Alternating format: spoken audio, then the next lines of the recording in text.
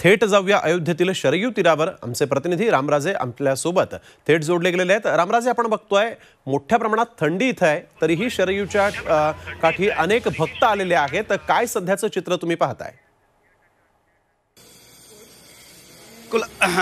अयोध्या सजलेली आहे आणि सकाळची ही अयोध्या आपण पाहतोय की हा संपूर्ण सरयूचं हे एक पात्र काढण्यात आलेलं आहे। परंतु सजावट जी आहे ती आपण इथं पाहतोय की हे फूल जे आहेत ते लावण्यात आलेले आहेत ठिकठिकाणी आणि स्नान करण्यासाठी अनेक लोक येताना आपल्याला इथे दिसत आहेत। आपण तिकडे पाहतोय की स्नान करण्यासाठी मोठी गर्दी जी आहे ती जमा झालेली आहे। असं म्हणतात की सुबह की काशी और अवध की शाम असं म्हटलं जातं आणि त्यानुसार इथे जे भक्तगण आहेत ते आपल्याला दिसत आहेत आणि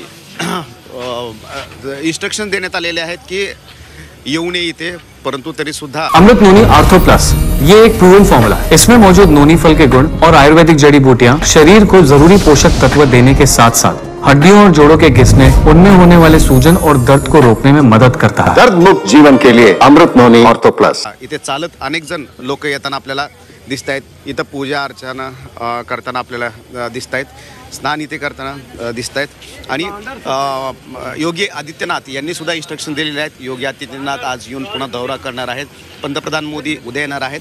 परंतु सगळ्यात महत्त्वाची माहिती म्हणजेच की योगी आदित्यनाथ हे पहिली 22 तारखेच्या नंतर पहिली कॅबिनेट मीटिंग जी आहे ते अयोध्येमध्ये घेणार आहेत। म्हणजेच की लखनौच्या बाहेर सचिवालयाच्या बाहेर, मंत्रालयाच्या बाहेर हे पहिल्यांदाच होते की पहिली कॅबिनेट जी असणार आहे ती अयोध्येमध्ये होणार आहे। त्यामुळं संकेत जे आहेत ते स्पष्ट संकेत हे दिलेले आहेत असं आपण समजूयात। वर्दळ जी आहे ती अजून वाढतच आहेत। लोकांचं येणं जाणं जे आहे ते आपण इथं पाहतोय की अयोध्येमध्ये सगळीकडे एक वेगळं सौंदर्य जे आहे ते आपल्याला पाहायला मिळत आहे आणि ठिकठिकाणाहून इथं आलेले आहेत। परंतु आज महत्त्वाचे रिस्ट्रिक्शन जे आहेत ते अयोध्येमध्ये आपल्याला पाहायला मिळतील, कारण VVIP जे लोक आहेत ते आज संध्याकाळपर्यंत येणार आहेत।